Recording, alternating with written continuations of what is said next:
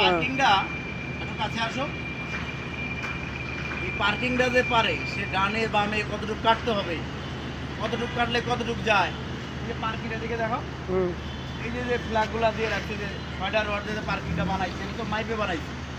পার্কিংটা যদি বোঝে তাহলে রোডে ওর অনেক উপকার হয়। আর যদি পার্কিং না বোঝে তাহলে মনে করছে বিপদ। বিভিন্ন জায়গায় পার্কিংয়ে গাড়ি রাখবার যে লাগাই দেয়, পিছনে লাগাই দেয়, গেট দিয়ে বাইরের সময় লাগাই দেয়। এই জন্য পার্কিংটাই দেখেন, এদিকে দেখেন, এই যে পার্কিংটা করতেছে, কম করে হলেও 5 দিন এখানে পার্কিংটা করবে অ্যাকুরেটভাবে। এই যে পার্কিংটা করতেছে, তাকে এখন কিছু বলাও লাগে না। প্রথম 2 দিন বলছি, এখন সে যে একা একা পার্কিং করতেছে। বাড়তি তো স্পেস দেই নেই, ঠিক যতটুকু সে পাবে ততটুকুই দিচ্ছে। এই যে সে একা একা পার্কিং করতেছে, দেখা যাচ্ছে। এই জন্য পার্কিংটা শেখার দরকার আছে।